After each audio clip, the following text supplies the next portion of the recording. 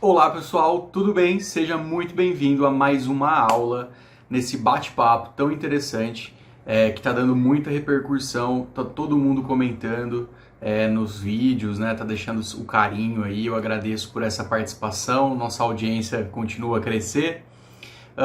E hoje nós vamos falar um pouquinho sobre etapas de projeto. Veja, é muito peculiar etapas de projeto, porque cada escritório tende a fazer as suas próprias etapas, né? Mas todas elas tendem numa linha mais ou menos igual. Então vem comigo que hoje nós vamos aprender etapas projetuais. Olha, mas antes de tudo, se você gostar desse vídeo, ativa o seu sininho, segue a gente, deixe seu comentário, isso dá um respaldo muito legal aí para nossa equipe continuar nessa loucura aí de edição, de gravação, de conteúdo. E não posso deixar de esquecer que nós temos o nosso webinário dia 9, né? Mas olha, antes disso eu quero que você entenda que dia 6, 7 e 8 nós vamos ter um aquecimento desse webinário, ou seja, vão ser 3 vídeos específicos para a gente tratar sobre um pré-webinário, tá? Então não deixa de participar, não deixa de se inscrever no webinário. Acho que vocês vão gostar, a gente está preparando um conteúdo muito legal, umas teorias meio malucas aí, mas que vai fazer sentido para você colocar o seu projeto num nível mestre, ok? Vem comigo que hoje eu vou te explicar o que tem que ter nessa proposta em questão de etapas. Olha, todo projeto, para mim, ele começa com uma etapa de estudo. Seja um estudo de planta, ou seja o estudo daquilo que o teu cliente está querendo.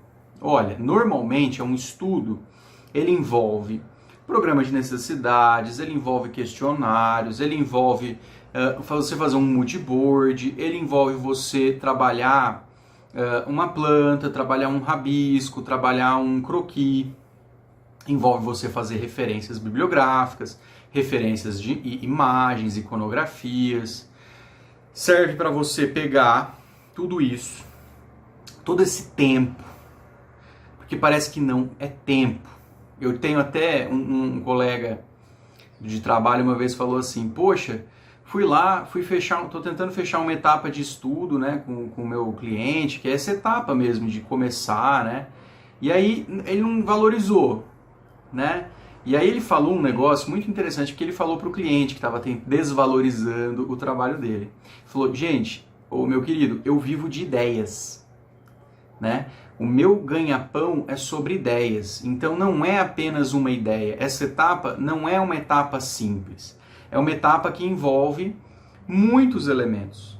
Então, se você chegar para o teu cliente e falar, não, aqui eu vou fazer um estudinho, está depreciando, aqui eu vou fazer um projetinho inicial, esse inho é uma depreciação do seu trabalho, e a gente mesmo às vezes faz isso. Não, aqui eu vou fazer um estudinho para você. Não, aqui eu vou fazer um estudo. Aqui eu tenho uma metodologia. Essa etapa ela é importante. Essa etapa, que é a etapa de estudos iniciais, eu vou avaliar a sua intenção. O que você, cliente, quer. Né? Então, ela não é uma etapa que eu posso pular.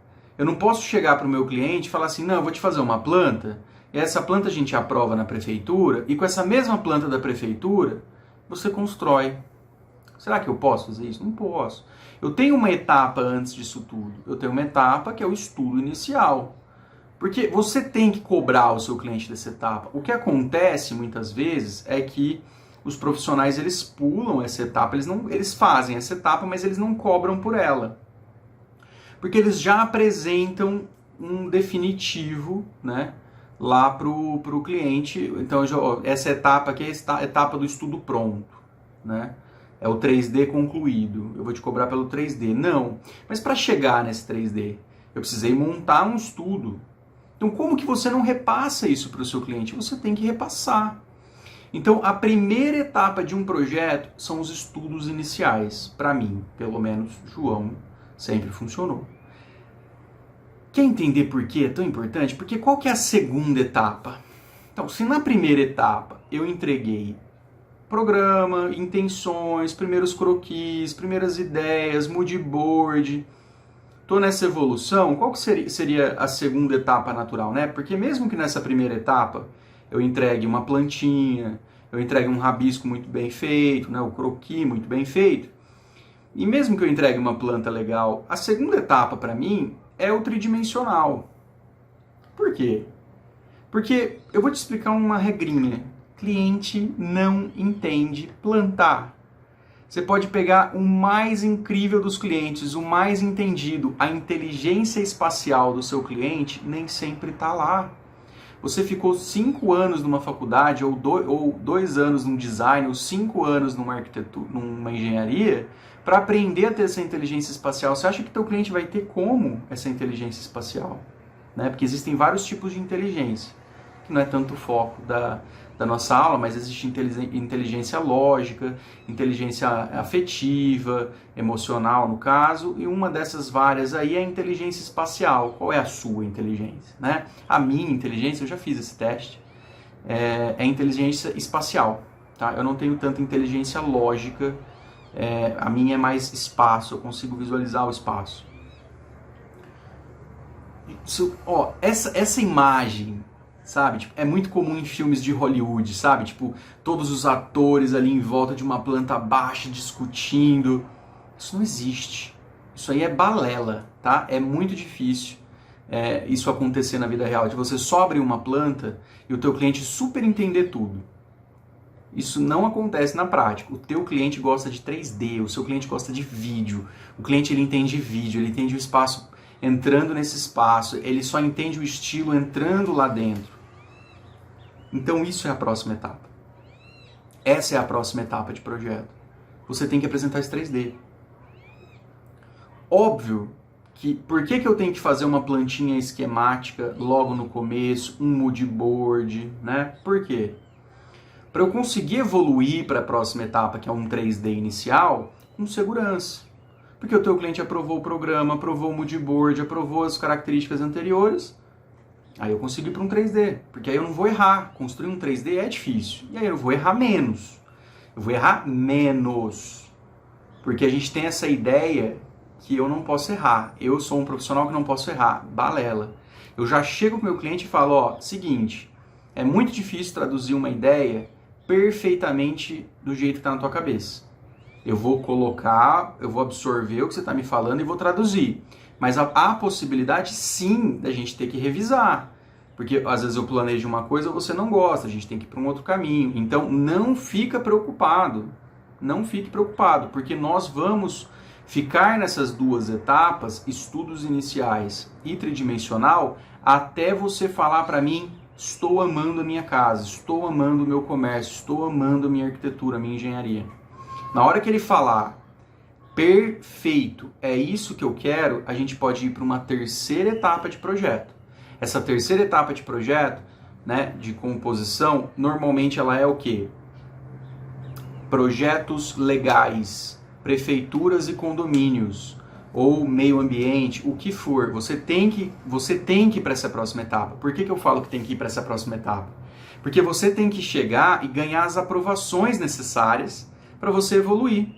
Eu não posso evoluir, né, para a quarta etapa, que é uma etapa mais complexa, se eu não tenho a aprovação da prefeitura, do condomínio, porque de repente lá no condomínio eu tenho uma regra específica que eu esqueci, eu não coloquei no projeto, eu tenho que adaptar esse projeto, refazer o 3D se for necessário, reapresentar para o cliente, né, porque de repente o condomínio ou a prefeitura vira e fala, não, ó, essa regra aqui é essa e não aquela. Né? A gente quer esse material e não esse, então eu tenho que revisar. Então eu vou gastar um tempo, eu vou entrar nesse percurso de prefeitura, de etc. Por quê? Porque eu preciso ter a validação deles, né? E a minha regra de ouro, e eu sempre falo para o meu cliente, eu tenho prazo nas etapas que eu te entrego.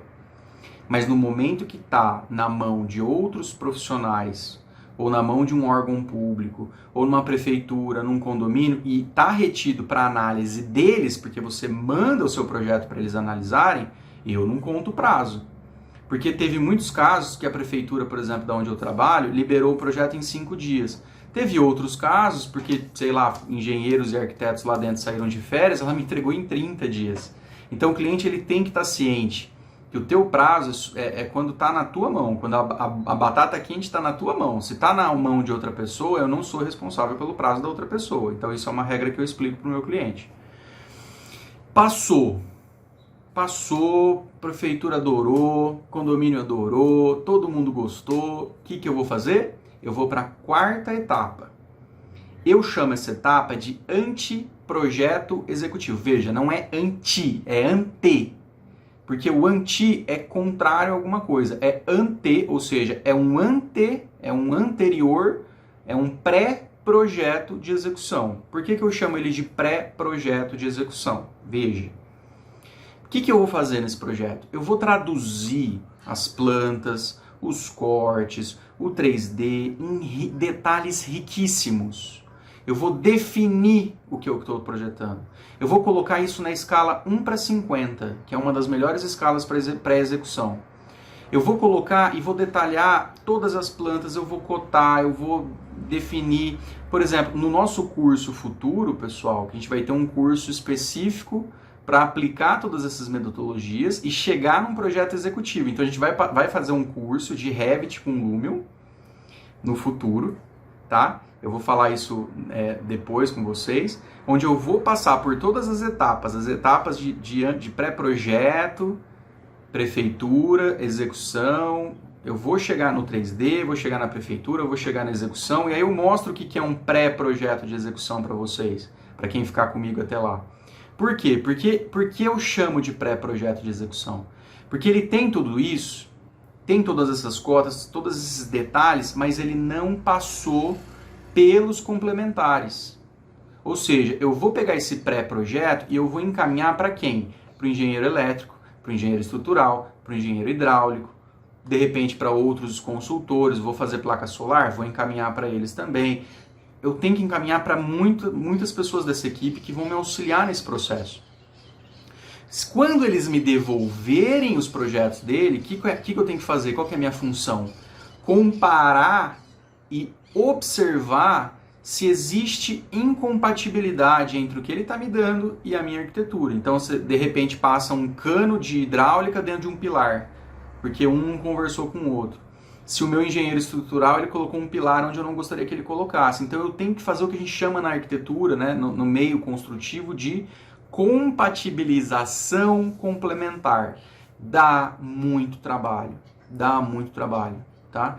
Então, por exemplo, eu reservo aí pelo menos 30% do que eu estou pedindo para o meu cliente financeiramente, pelo menos 30% para ficar nessa etapa, tá? Para vocês terem ideia, eu cobro 30% do que eu pedi, pensa em um número, vamos supor que você cobra R$10.000 no seu projeto, completo, todo esse pacote. É um número X, tá? Eu chutei ele aqui por alto, mas vamos supor que você cobra 10. Eu faço mais ou menos uma proporção assim. 10% para esses estudos iniciais, uns 20% para o 3D, 30% para a prefeitura, isso já deu 30, 20, 50, 10, 60, e uns 40% para a etapa de anteprojeto e execução. Né? Ficaria 10% ali no anteprojeto e os 30% no de complementares. Por que eu faço isso? Porque é uma das etapas mais trabalhosas que existe. Se tiver erro, se tiver problema na sua obra, alguma coisa que deu errado, ela deu errado porque houve uma má compatibilização entre esses elementos.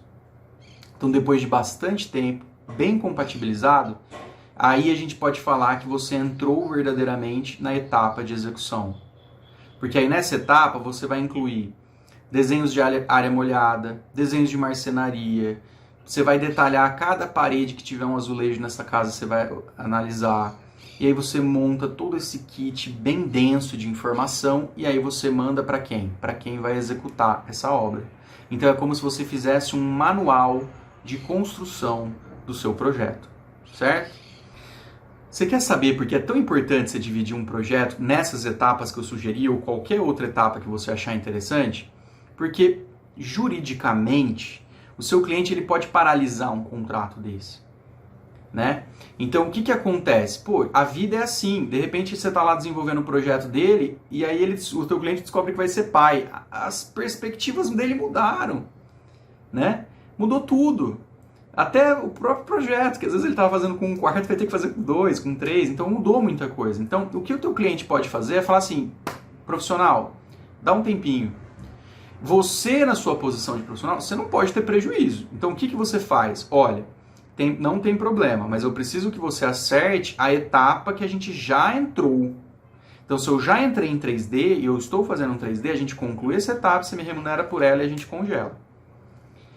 Ou não entrei nessa etapa, a gente só cumpriu essa, você só me paga por essa, a gente congela, quando você quiser voltar, a gente retoma. Isso é profissionalismo, né? Eu não vou forçar meu cliente a ir até o fim de um projeto que para ele não faz mais sentido, mas eu também não posso ficar no prejuízo, certo?